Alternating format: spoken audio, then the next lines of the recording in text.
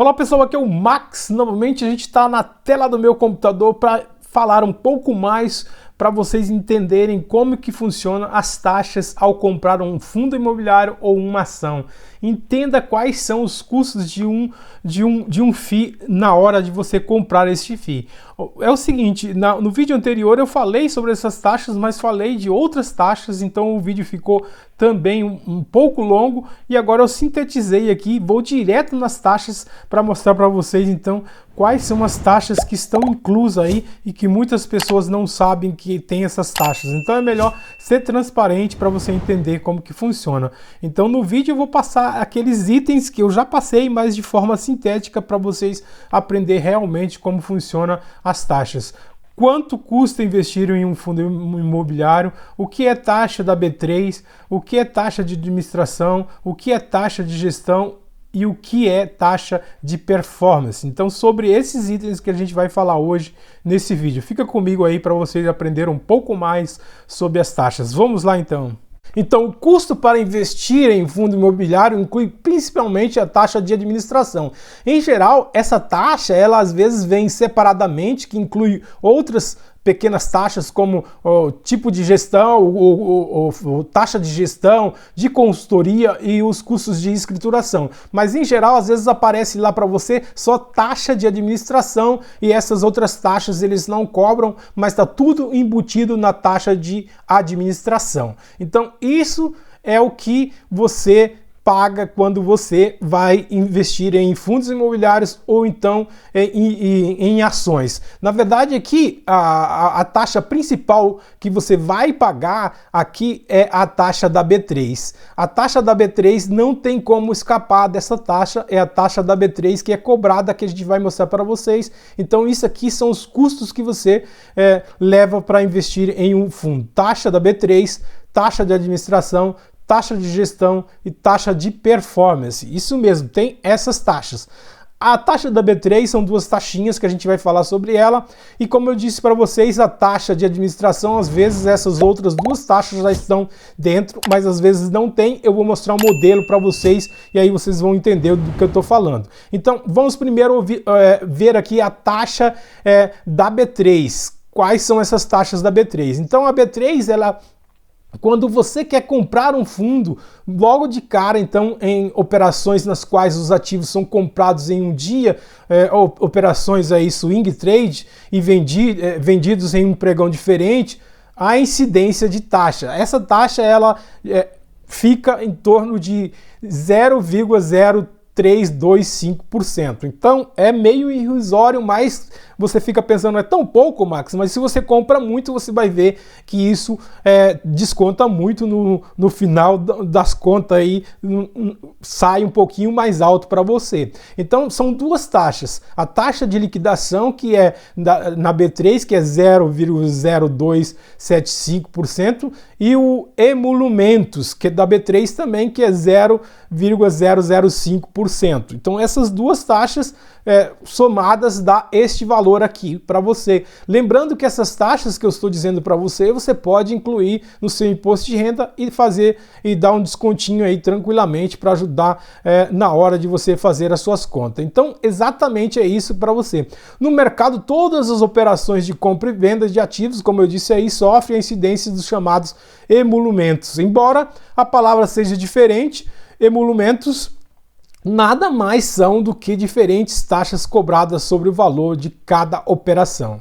Elas variam de acordo com o seu volume, isso que eu falei para vocês, de acordo com o que você compra, a porcentagem ali em cima que eu disse para vocês é cobrada, uma parte vai para a B3 e outra parte vai para uma instituição que é da B3 também, mas é separadamente, que é a questão do emolumentos que eu vou mostrar para vocês depois também. E aqui então, essa taxa você não tem como escapar, comprando ou vendendo você vai pagar essas taxas e às vezes vai aparecer lá só na sua nota de corretagem, você nem vai perceber que está pagando, a não ser que seja um pouco alto. Então, a próxima taxa é a taxa de administração que eu falei para vocês, que às vezes essas outras duas taxas estão juntas da taxa de administração. Então, para um fundo funcionar, ele precisa cobrar essa taxa de administração. Na verdade, no fundo tem duas formas ali de trabalhar. A administração, que cuida da parte importante de de ver todas as partes burocráticas do fundo e a gestão do fundo, que se preocupa em analisar os CRIs, analisar os imóveis que precisam ser comprados. Depois de toda a avaliação da gestão, a administração entra em campo, faz a compra, faz a avaliação, faz todo o trabalho pesado aí. Então é por isso que às vezes tem a taxa de administração e também tem a taxa de gestão. Às vezes os fundos traz tudo embutido na taxa de administração, mas em geral a maioria às vezes cobra taxa de administração e taxa de gestão, e depois ainda tem taxa de performance, e eu vou mostrar para vocês.